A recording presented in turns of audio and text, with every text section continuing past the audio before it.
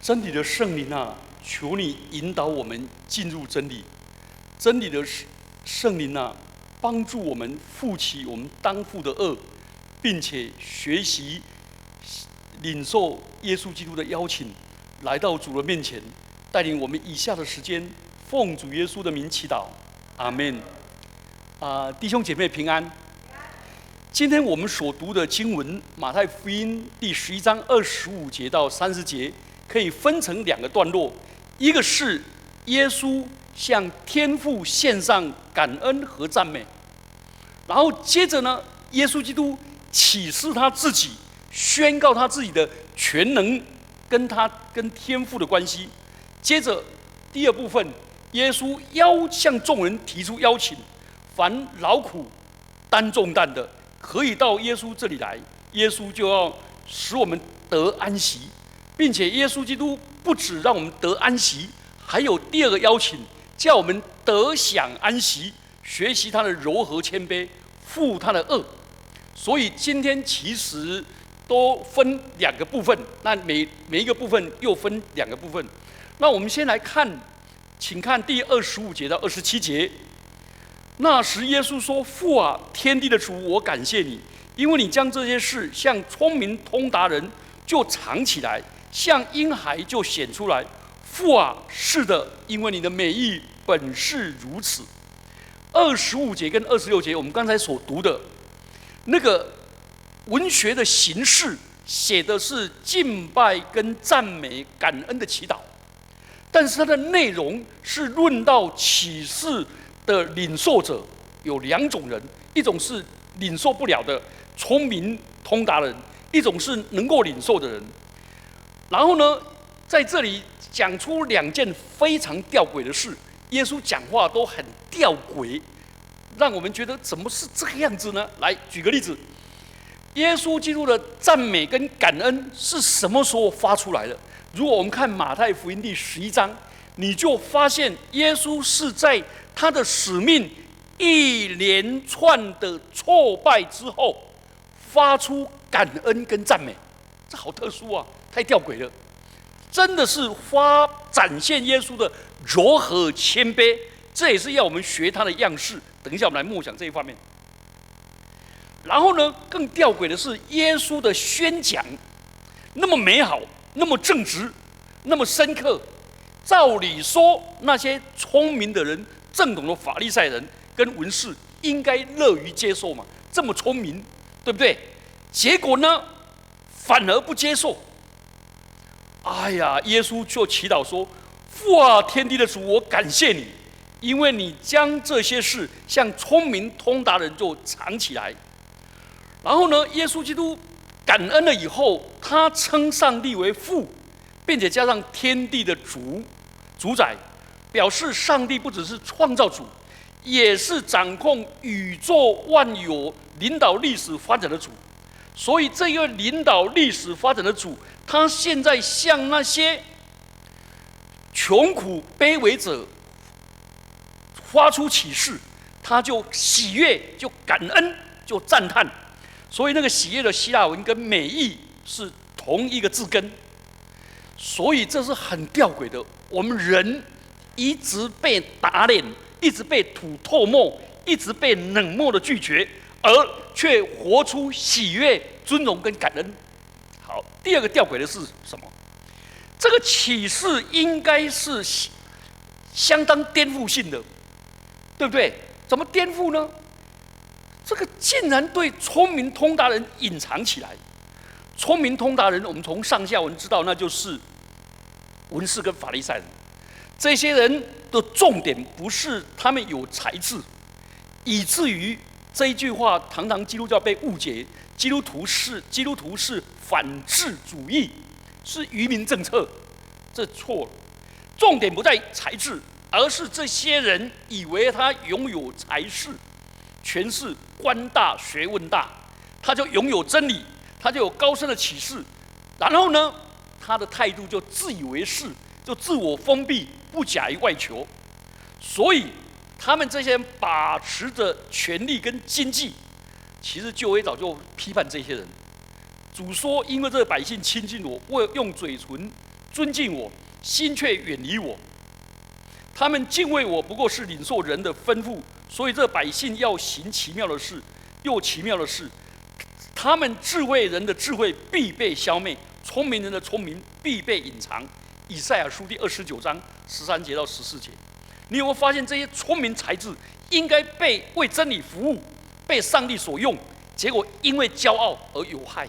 好，我们来看另外一个吊诡的事：对于婴孩耶稣的门徒，耶稣感性的说：“父啊，你原来喜欢这样哦，你的美意如此。”那个美意就是喜悦的意思，强调上帝的救恩计划只赏给那些婴孩，就是那些简单淳朴、无权无势，承认自己不足，承认自己不够，而产生了病耻感，觉得自己有病需要医治，所以他就不倚仗自己的聪明啊，他也没有落归败俗和先入为主的那个先入之见，所以他敞开心灵，他愿意接受新的亮光，对福音产生接纳。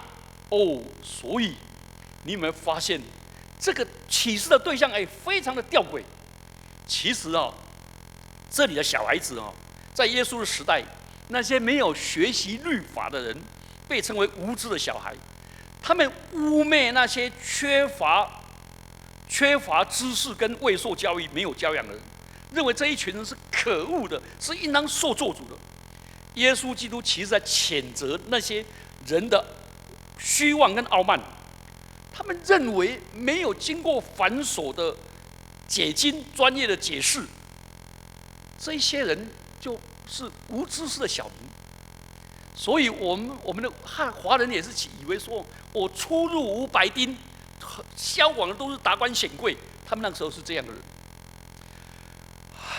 耶稣认识天父的爱跟计划，是启示给这些卑微、淳朴跟谦卑的人。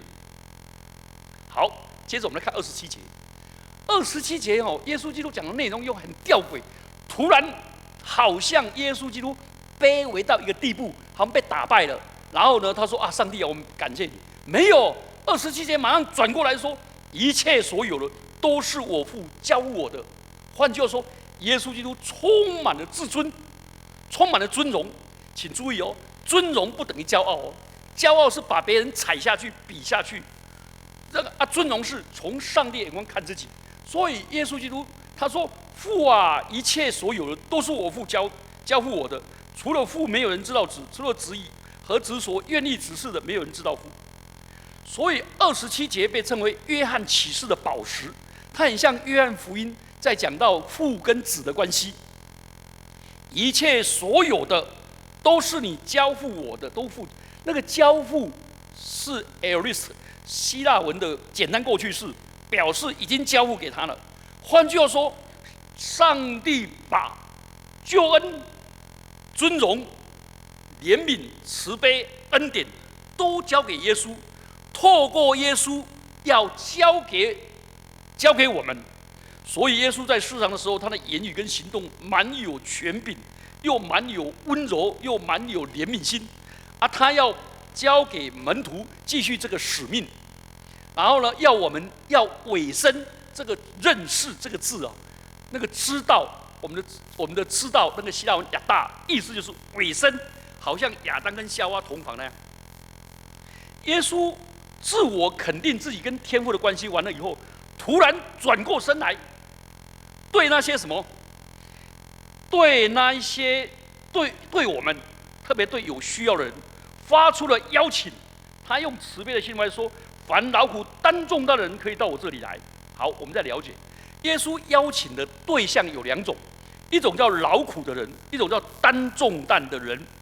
劳苦的人是奔波劳碌、追逐目标、殷勤劳苦，然后到头来一场空的人。这种人已经很痛苦了，这叫劳苦。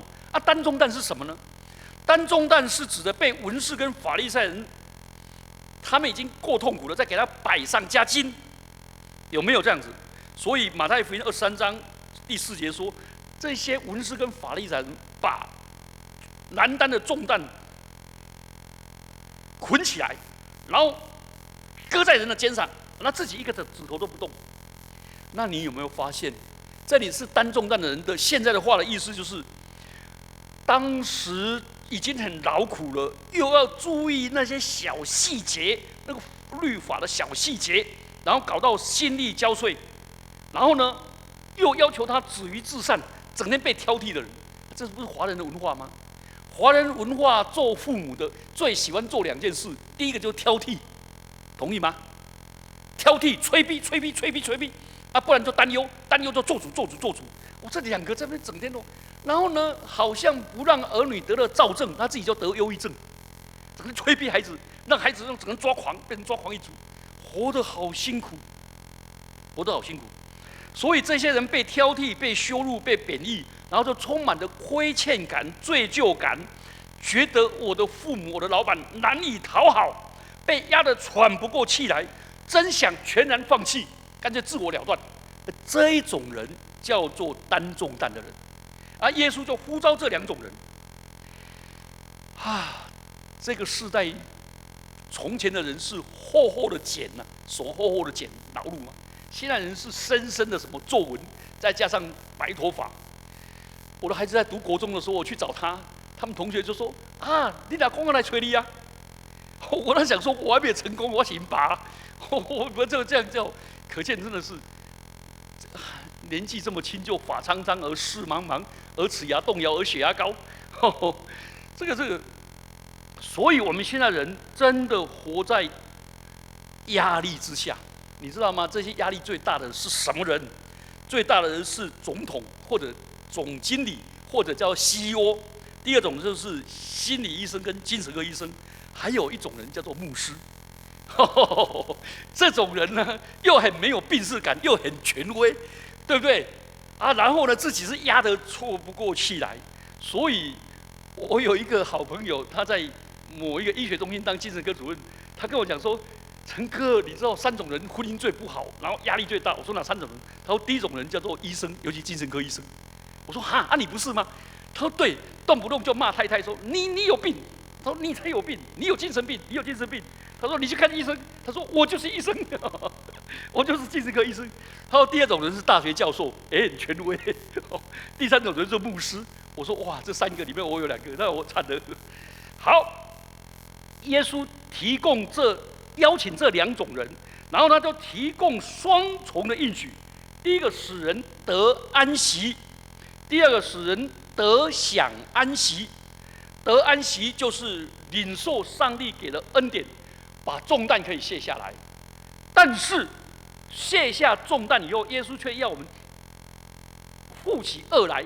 哇，这是什么意思啊？这相反，然后他就会得享安息。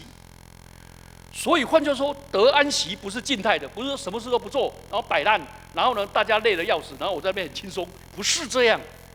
得安息是动态的，在遵行上帝的旨意当中得到心灵的安息，然后呢就负起做门徒的恶，然后学习他的柔和谦卑。好，然后我们来看3个条件，你要怎么得到这个呢？第一个是得安息的条件是来到耶稣的面前。表示承认我的罪的重担，也承认我的亏欠感、罪疚感。我承认我真的达不到，我该做的做不出来，不该做的反去做。我需要领受上帝的恩典。然后我这么自卑、这么痛苦的人，上帝会要我吗？当然要你啊！耶稣基督从天上来到人间，对不对？他到我这里来。他说到我这里来的，我永不丢弃他。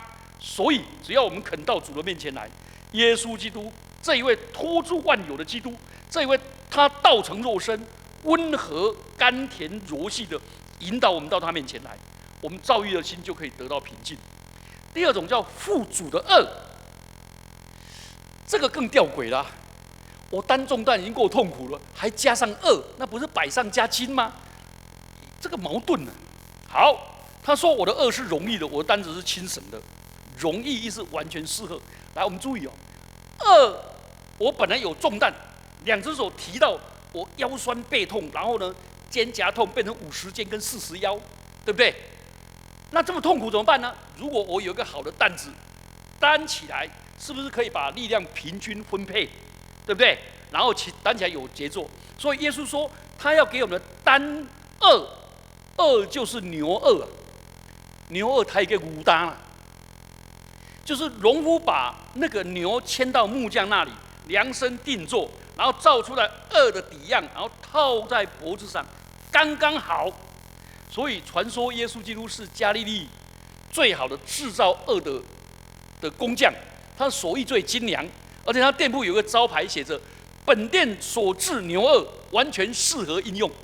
哦，这很有名的传说。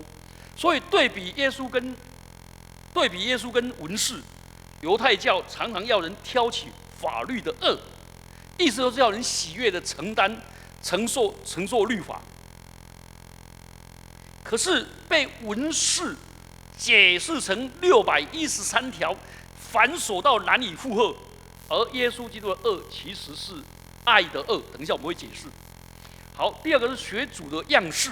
耶稣说：“来，你们跟我学，我是一个真正的大师。我的恶是柔和的，我的担子是轻松的。对比法利赛人严峻苛刻、傲慢。哇，这是很痛苦。耶稣基督是柔和谦卑。好，我们来反省，来应用，来想一下来。第一个，因为我们先来谈如何享受安息。”我们要学习耶稣基督的柔和谦卑。好，我们来学习认识耶稣的祈祷。耶稣说：“父啊，天地的主，我感谢你。”有人说这个经节是福音书，是整本圣经当中最美丽、最珍贵的经节之一。耶稣让我们窥探他心灵中最深处，他向天父的颂赞跟祈祷。他深植的感恩，透露出耶稣最深层的情感，他跟天父的关系。那我们来学他的这个，来我们来了解一下。来，主耶稣发出这个赞美跟感恩，其实是他在艰难阻碍之前，他是在失望之际献出感恩。如果他是正洋洋得意、耀武扬威啊，那没有什么稀奇。你知道为什么呢？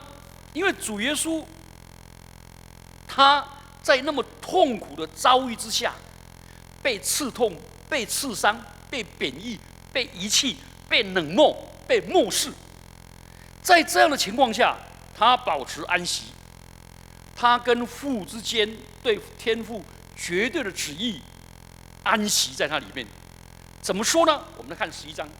你看耶稣在讲到正高峰派门徒出去的时候，正高峰的时候最得意的时候，突然被关在监狱里面的施洗约翰跑来，就在他门徒最得意讲他们的丰功伟业的时候，那个施洗约翰的门徒出来说什么？请告诉我们，那将要来的是你吗？或者我们等候别人？他们对耶稣不够信任。你有没有遇过有人对你的人格、对你的工作、对你的家庭、对你所付出的一切不够信任吗？耶稣出来传道的时候，他那个人看到耶稣说：“看哪，上帝的羔羊，背负世人罪孽的。”然后他都有把握。然后他说：“我给他解鞋带也不配。”然后呢，曾几何时，这个施洗约翰被关了，环境一变迁，他这个人本来是耶稣的开路先锋。结果倒戈，在众人面前羞辱耶稣。当人对你有疑惑的时候，最好直接去问对方啊。夫妻之间会有这件多事啊。然后耶稣被误会的时候，耶稣怎么说？耶稣没有抓狂啊，说你这个人怎么变成驱逐舰就变成运输舰，跑到敌方去了？耶稣没有，耶稣也没有气得暴跳如雷，然后发怒，没有。耶稣就摆出见证说。你们去把所听见、所看见的告诉约翰，就是瞎子看见、瘸子走路、长大麻风的捷径，聋子听见、死人复活，穷人有福音传给他们。凡不因我跌倒了，就有福了。我也曾经被人家误会，然后骂到那个差点要被退学。我跟他讲说，我用我一生的侍奉见证你们都错了。我要用我一生的侍奉告诉你们，你们都错了。结果经过几年以后，学校把我请去，再去当那个毕业的那个讲道的讲评什么什么，他们认为这样就表示和好。实在是，主耶稣知道他所做的，他的生命的目标是什么，所以他有极大的平安，绝不会因为人的不信、疑惑而困扰，打乱自己的步骤。使徒的门徒走了以后，请问耶稣会再说什么？好啊，你走了啊！我们都喜欢在背后骂皇帝嘛，是不是？不敢在父母面前当面骂，背后骂都敢嘛。结果呢，耶稣基督在施洗约翰的门徒走了以后，他充满了赞美跟祝福约翰的角色跟贡献。他没有因为约翰一时的软弱而否定人。人都喜欢看我们明显的失败了，但上帝也看我们暗中的得胜。耶稣基督珍惜我们每一次的挣扎的得胜。好，我们看16节，这里已经够惨了。看第16节，你看到耶稣的柔和谦卑。耶稣评论这个世代说：“我用什么东西比喻这世代呢？好像孩童坐在街市上，招呼同伴说：我向你们吹笛，叫你们不跳舞；我向你们举哀，你们不捶胸。”意思就是，那些人招呼同伴说：“我们来玩家家酒，对不对？那如果我们来玩那个婚礼的时候，你们就怎么样？就跳舞，对不对？那玩丧礼的时候，你就捶胸。结果呢？那个小朋友一喊，结果没人理他，结果他好像干笑呀嘞，就是这样子。耶稣基督的确有一些人像耶稣的遭遇一样，无论你怎么做，人家都对你无动于衷，因为他不想动，不想放下自己嘛，不愿意安息在上帝的真理里面。耶稣基督他面临有一些人听到他的信息，不辩驳，不理睬，只照自己的想法去做。耶稣说：“父啊，我感谢你。”就在这样情况下感谢主。好，耶稣又接着讲的更惨的，人家不理我们已经很辛苦了。耶稣说：“约翰来了，也不吃也不喝，人说他是被鬼附着的；人子来了，也吃也喝，人又说他是贪食好酒的人，是税吏和罪人的朋友。”哇！常常在旷野祷告、禁食祷告、医治奇特的施洗约翰，被人家说他是撞邪。然后呢，跟耶稣基督跟三教九流人在一起的时候，又说耶稣是贪食好酒。你有没有发现，有一些人就一味的批评埋怨，让人动辄得咎，左右为难，反正你怎么做都不对了。然后你问他说：“那我要怎么做？”他说：“你自己知道。”有没有这样子？那么左右为难，请问耶稣基督在这样的情况下怎么样？已经更惨了。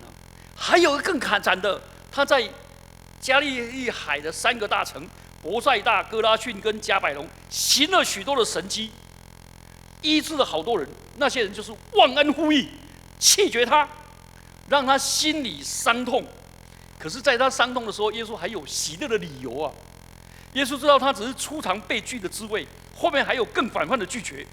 他面对执迷不悟的人，不是怀着怨恨、痛苦、愤怒、及时跟复仇，他反而在上帝面前成为一个敬拜者，告诉说：“父啊，天地的主，我感谢你。”你有没有发现，耶稣要我们学的那个安息，是安息在自己的地位跟对上帝的大能感恩。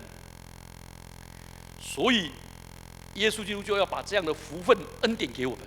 耶稣基督先走在前面，这就想起我小时候要走过那个刺竹林啊，气垫，我那个刺竹里面掉下来都是刺啊。那我爸爸说：“来，小朋友，你的皮比较嫩，你跟着我走。”那我就跟着我爸爸走。我爸爸说他皮比较厚，结果我爸爸一走下去，就好几个刺把他刺了，他就要拔了丢掉，然后继续走。然后呢，他走过的我就跟着他脚中走，就没有刺，也就这样走过回来了。那耶稣基督就说：“我都受过这一些了，你在受这一些，我都知道，我都理解。你要接受学我的样式，就是会逆向操作。人要你痛苦，你最大的报复就活得很喜乐，同意吗？人挖个坑要你跳下去，你就快快乐乐把它跨过去，但不要跳下去。就耶稣告诉我们是这个，他把平安给我们。好，第二个，我们来学习认识耶稣是谁。耶稣就是那一位父把一切的权柄给他的，要我们认识他的。我就想起什么？有一个王子要接受那个王位，他老爸要退位成为太上皇的时候，他说：“你还不能接我的王位，除非你要选个王妃。结果就全国选了王妃，选了上千人，最后筛选到最后剩下12个。那王子说决定不下，每一个都不错，对不对？他就把那些王妃带进来，那准王妃啦，不是王妃。带进来以后就请他参观所有的宝藏，说我这里这么多宝藏，你看要哪一个？每个女孩子看着眼睛瞪得大大的，我要这个，我要那个，大家选好了啊，其中有一个都不选。他说你为什么不选呢？他说是不是选这里面所有的？对，结果他就说我要选王子，他就抱着王子了，你知道吗？选了王子就拥有了这一切，同意吗？我们一拥有了耶稣基督，因为耶稣基督，我们就同时拥有父，所以这里认识子不只是了解，而且是整个人委身给基督。然后呢，上帝的启示透过耶稣基督，我们就进入能够了解。好，接着我们要谈第3个，那个耶稣基督的邀请，我们来看父主的恶学主的样式，能够得享安息。我们来了解一件事情，第一个，耶稣的恶是顺服跟柔和的恶，劳苦担重担的人疲惫不堪，为什么还要加恶？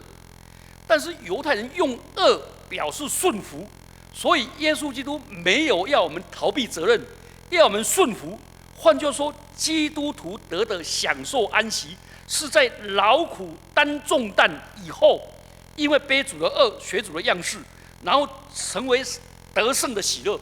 所以信耶稣绝对不会快乐，快乐跟喜乐不一样，快乐是感官的享受，喜乐是内心的凯旋。快乐是暂时的，喜乐是恒久的。快乐是外在的顺遂，喜乐是内心的凯旋，这2个是不一样的。所以耶稣基督要给我们的是什么？不是要我们逃避责任，而要跟他的恶结合，负起他爱的恶，不要逃避责任。逃避责任的人，在那边整天在那边逃避的人，没有尊荣啦，也没有喜乐啦。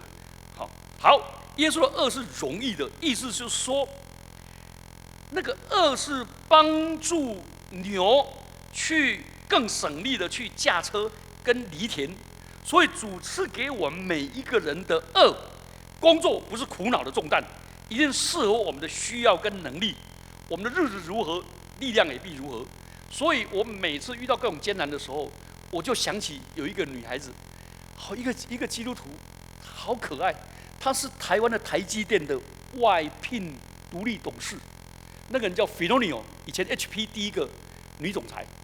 她说什么？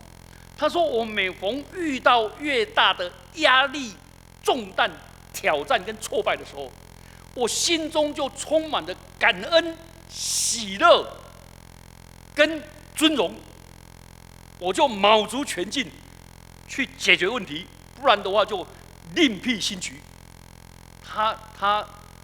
他是在第1次他开他的飞机从美国来的时候，喷射机的时候，那在那个机场，人家问他的，他就讲他的那个秘诀。那这是我们基督徒的得胜，是我们父主的恶。为什么父主的恶会呢？父主的恶有2个意思，不是负自己的重担哦，2个意思。第一个，负耶稣的恶，在犁田的时候，恶往往是套在并排的2个牛的脖子上。所以2个牛的时候，有一个是力气比较壮的，他就并不滑；力气小的呢，就跟着行。意思就是我们父主的恶，主耶稣基督替我们，他有力气有能力，他替我们拉在前面。耶稣是良善又谦卑的，那的甘为乳主牛，然后我们呢就在背后呢跟着，所以他的担子是轻省的。不是说基督徒不会遇到困难，而是我们不是独自的挑重担，我们是父主的恶，以耶稣基督共同承担，而耶稣基督把那个重量拉了，那我们剩下的呢就拉一点点，然后呢，而耶稣基督又把荣耀归给我们，这不是很美的事吗？秘诀是我们卸下我们的枷锁去承担了。好，另外一个单子是轻省的，为什么？因为耶稣的恶是爱的恶，爱的恶。圣奥古斯丁说，哪里有爱，哪里就没有辛苦。如果有辛苦就去爱。我们因着领受上帝的爱，上帝无条件的爱，领受了，我们就以爱还爱。我们领受了上帝无比的恩典，我们就以恩报恩。当有恩有爱的时候，拉起重担就不会那么累。有一个小男孩背着一个瘸腿的小孩子，那人问他说：“你背得这么沉重？”孩子说：“不会，那不是重担，那是我的小弟弟，在爱里面承担的，就是这样。”所以很多的母亲，对不对？我常常跟他们讲说：“你有子万事足，就睡眠不足，对不对？”那个阿公阿嬷就好快乐。我说：“你有生万事足，就体力不足。”真的不足啊！不足的时候，你为什么还要做呢？因为有爱呀，甘心乐意啊，有爱。所以上帝给我们的担子是量身定做，我们承担得起的。承担的时候，耶稣基督又在前面帮我们拉，然后呢，里面又爱充满着。亲爱的弟兄姐妹们，因为基督与我们同行，甚至基督背着我们走，我们就不怕劳苦，不需要逃避重担，拒绝生命的恶，反而尽情的喜乐，不断的欢呼。我们一起低头祷告。主耶稣啊，我们感谢你，给我们这么美好的信息。你不但让我们知道你的柔和谦卑，你也让我们学习你的柔和谦卑，更让我们负起恶。主啊，让我们学习你的祷告，让我们学习你的柔和谦卑，成为一个享受安息的人。奉基督耶稣的名祈祷，阿们。